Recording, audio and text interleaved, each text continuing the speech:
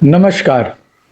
आज हम बात करेंगे 10 ऐसे फैक्ट्स की जो हमने वाल्मीकि रामायण से लिया है और वो आपको चौंकाने वाले हैं। ये 10 ऐसे तथ्य हैं जो वाल्मीकि रामायण में आते हैं और इसके विपरीत या इससे अलग बातें आपने सुनी होंगी, लेकिन ये बातें जो वाल्मीकि रामायण से उद्धृत हैं वो आपको चौंका सकती हैं। हमने वाल्मीकि रामायण इसलिए लिया है क्योंकि वाल्मीकि रामायण सबसे प्रामाणिक ग्रंथ है यदि हम राम के बारे में बात करें तो, क्योंकि वाल्मीकि वो व्यक्ति हैं जो राम के समकालीन थे और उनके जीवन काल में ही उन्होंने रामायण की रचना की, जब राम स्वयं जीवित थे इस धरती पर अवतरित होके मान्यता के अनुसार। तो तुलसीदास की रामायण हो, कंबन की रामायण हो या हम अन्य किसी रामायण को लें, वे उतनी प्रामाणिक नहीं हो सकती जितनी वाल्मीकि रामायण है, क्योंकि वाल्मीकि स्वयं राम के समय में थे और वे रामायण की रचना कर रहे थे। और उस रामायण के अनुसार 10 ऐसे फैक्ट्स हैं जो आपको चौंका सकते हैं। उसमें से सबसे पहला फैक्ट ये है कि उत्तरकांड की चर्चा बाल कांड में ही आ जाती है और वाल्मीकि स्वयं कहते हैं कि उत्तरकांड सहित 7 कांडों की रचना 24,000 श्लोकों के साथ मैं रामायण के रूप में कर रहा हूं। और लवकुश को वे अपनी रामायण सुनाते हैं और लवकुश अयोध्या में हो रहे यज्ञ, अश्वमेध यज्ञ में जाकर वही रामायण की कथा सुनाते हैं और जो पूरी रामायण की कथा है वो फ्लैशबैक में चलती है। जैसे जैसे लवकुश कथा सुनाते हैं वो रामायण की कथा फ्लैशबैक में चलती है। अर्थात उत्तरकांड वाल्मीकि रामायण का ही भाग है और ये जो दावा किया जाता है कि उत्तरकांड प्रक्षिप्त है, बाद में जोड़ा गया है, वाल्मीकि की रचना हो ही नहीं सकती, ये बात पूर्णतः गलत है और इसको सिद्ध करता है वाल्मीकि रामायण स्वयं अपने बालकांड में। इसके बाद एक दूसरा फैक्ट है कि हमें दिखाया जाता है, बताया जाता है कि सीता का स्वयंवर होता है और उसमें धनुष टूटने पर परशुराम जनक के भवन में आते हैं, लेकिन असल रामायण में सीता के स्वयंवर में राम सीता का मिलन नहीं होता। राम न कोई धनुष स्वयंवर में तोड़ते हैं, बल्कि एक यज्ञ का जो आयोजन हुआ रहता है वहां पर उस धनुष की भी पूजा होनी रहती है और अलग से राम को वो धनुष दिखाया जाता है विश्वामित्र के कहने पर, और फिर राम उस धनुष को उठाकर देखते हैं और उन्हें प्रतिज्ञा की बात जब पता चलती है तो वो धनुष पर प्रत्यंचा चढ़ाने की कोशिश करते हैं, जिसमें धनुष टूट जाता है और फिर प्रेम से सबका विवाह संपन्न होता है। राम, लक्ष्मण, भरत, शत्रुघ्न, दशरथ आदि बुलाए जाते हैं और इसके बाद जब ये लोग सब विदा होकर वापस अयोध्या की ओर लौट रहे होते हैं, तब वहां रास्ते में परशुराम से भेंट होती है, क्योंकि परशुराम को यह जानकारी हो जाती है कि धनुष भग्न हुआ है और वे उस रास्ते वहां आते हैं। तो ये जो परशुराम की घटना है, जिसमें तुलसीदास ने भी लिखा है कि वहां पर लक्ष्मण के साथ उनकी झड़प होती है, जनक के दरबार में ऐसी कोई बात वाल्मीकि रामायण में नहीं लिखी गई है। तो ये दूसरा फैक्ट है कि परशुराम जनक के दरबार में नहीं जाते हैं और वे राम से अयोध्या वापसी के समय में मिलते हैं।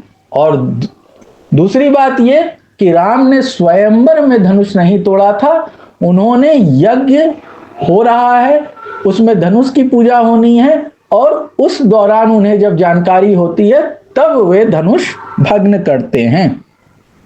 इसके बाद और एक प्रमुख बात यह है, जो कि चौथी बात मैं बता रहा हूं आपको, कि वाल्मीकि रामायण में किसी लक्ष्मण रेखा का उल्लेख नहीं है। यहां तक कि जब रावण वेश बदलकर आता है तो सीता उसे ब्राह्मण समझकर अपने आश्रम में बैठने का निमंत्रण देती है और उनसे लंबी बातचीत होती है और उस बातचीत के क्रम में जब सत्य पता चलता है कि यह कोई और है, तब सीता क्रोधित होती है। किसी लक्ष्मण रेखा का वहां प्रसंग नहीं आता। इसके बाद पांचवा तथ्य यह है कि हम सब राम वेज थे, नॉन वेज थे, वेजिटेरियन थे, ये वाद विवाद चलता रहता है। मुझे इस पर यह समझ में नहीं आता कि आखिर राम वेजिटेरियन प्रूव हो जाए तो इससे क्या बड़ी बात हो जानी है, क्योंकि आज के समय में जो ब्राह्मण हैं वे भी नॉनवेज खाते हैं और बहुतायत में खाते हैं। इसके साथ ही जो पूजा आदि होती है उसमें आप देखेंगे कई जगह बलि परंपरा आज भी चली आ रही है। और बलि देने का क्या अर्थ है? ये मांस भक्षण की ही बात है, जहां आप देवी देवताओं को भी मांस चढ़ा रहे हैं। तो इसमें वेजिटेरियन नॉन वेजिटेरियन का जो कंसेप्ट घुसाने की कोशिश की जाती है, ये बिल्कुल बकवास बात है। और वाल्मीकि रामायण प्रमाणित करता है कि राम को नॉनवेज खाने से कोई परहेज नहीं था। यहां तक की बात ये भी आती है कि जब कुटिया बनती है, पर्णकुटी, तो उसमें गृह प्रवेश की पूजा में भी एक काले हिरण का जो गोश्त है, जो मांस है, उससे भोग लगाया जाता है। मछली के जो मांस का पिंड बनाकर दान किया जाता है राम के द्वारा, और कई ओकेजन पर वो मांस खाते बताए गए हैं। यहां तक कि जब वो स्वर्ण मृग का पीछा करते हुए स्वर्ण मृग की हत्या कर देते हैं, उसके बाद चूंकि संध्या हो गई है, खाने का समय हो रहा है, तो लौटते समय और एक काला मृग मार के उसका मांस जो है लेके वापस लौटते रहते हैं जब उनकी लक्ष्मण से भेंट होती है। तो ये कई ऐसे प्रसंग आते हैं जिसमें राम को नॉनवेज खाते दिखाया गया है। इसके अलावा अगस्त्य मुनि के बारे में एक कथा आती है कि दो राक्षस हैं, इल्व और वातापी। ये दोनों भाई हैं आपस में, और ये ब्राह्मणों को या पंडितों को, ऋषियों को मारने का एक नायाब तरीका ढूंढते हैं, जिसमें ये उनको आमंत्रित करते हैं भोज के लिए, और उसमें वे उनको मांस परोसते हैं। जब वे मांस भक्षण कर चुके होते हैं तो उसमें जो एक राक्षस है वह उस भेड़ या बकरे का स्वरूप बना के स्वयं मांस के रूप में पेट में जाता है, और दूसरा भाई उसको पुकारता है। और जब वो उसको पुकारता है तो वो अपने पूर्ण रूप में पेट से चीरता हुआ, ब्राह्मणों के पेट को चीरता हुआ बाहर निकल आता है, और इस तरह वे ब्राह्मणों की हत्या करते हैं। एक बार वे अगस्त ऋषि के साथ भी यही करना चाहते थे, लेकिन अगस्त ऋषि को इसका ज्ञान हो जाता है। तो जब एक राक्षस अपने भाई को बुलाता है वापस, तो वो वापस नहीं निकलता। इस पर अगस्त हंसते हुए कहते हैं कि मैंने तो तुम्हारे भाई को डाइजेस्ट कर लिया, पचा लिया, अब वो बाहर नहीं आने वाला। इस पर क्रुद्ध होकर वो अगस्त पे आक्रमण करता है, और फिर इस तरह से वो अगस्त के हाथों ही मारा जाता है, भस्म कर दिया जाता है। तो इल्व और वातापी नाम के दो राक्षस जो हैं वो मांस भक्षण कराते थे ब्राह्मणों को, और ब्राह्मण खाते थे। इस बात का प्रमाण भी वाल्मीकि रामायण में। तो हम समझ सकते हैं कि ये जो तथ्य है नॉनवेज खाने वाला, ये ब्राह्मणों में उस समय भी प्रचलित था, आज भी प्रचलित है। तो राम तो क्षत्रिय थे तो वे नॉनवेज खा लेते हैं, तो इसमें कौन सी बड़ी बात हो जाती है। तो यहां हमने दो बातें जानी कि राम नॉनवेज खाते थे, और इसके साथ ही उस समय के ब्राह्मण भी नॉनवेज खाते थे, उसमें कोई बुरी बात नहीं है। इसके बाद जो मैं आपको फैक्ट बताने जा रहा हूं वह है दशरथ द्वारा किए गए अश्वमेध यज्ञ से। और ये बालकांड में ही ये घटना आती है जिसमें अश्वमेध का जो घोड़ा है वह जब वापस लौट के आता है, तो वे प्रथा थी कि रानी को, जो सबसे बड़ी रानी है या जो यज्ञ में सम्मिलित होने वाली राजा के साथ पत्नी है, उसको उस घोड़े की हत्या करनी है। और ये बात वाल्मीकि रामायण में आई है कि कौशल्या 3 तलवारों से उस घोड़े को काट देती है, और फिर रात्रि में उसकी रक्षा के लिए उनके साथ शयन करती हैं, और फिर अगले दिन उसके मांस को जो है 16 ऋत्विज यज्ञ कुंड में पकाते हैं, और दशरथ उसको सूंघ के अपने पाप नष्ट करते हैं। ऐसी कथा ये आई। इसके बाद आप लोगों ने सबरी के जूठे बेर खाने की कथा सुनी होगी, लेकिन असल वाल्मीकि रामायण में राम ने कोई सबरी के जूठे बेर नहीं खाए हैं, ऐसी कोई बात वहां पर नहीं आई है। इनफैक्ट जब उनको कंदमूल लाके दिए जाते हैं और खाने की बात की जाती है, तो वो तुरंत उनके गुरु मतंग ऋषि के दर्शन, उनके निर्वाण स्थान का दर्शन करने की बात करते हैं और खाने की बात को टाल जाते हैं। इस तरह जो ये सबरी का प्रसंग है, यह भी वाल्मीकि रामायण में उस रूप में नहीं है जिस रूप में यह दिखाया जाता है, और सबरी के जूठे बेर खाने वाली बात तो बिल्कुल भी नहीं है। अगली जो रोचक बात है, जो 9वीं रोचक बात है, वह यह है कि सीता को किसी अग्निदेव को समर्पित नहीं किया गया था सीता हरण से पहले।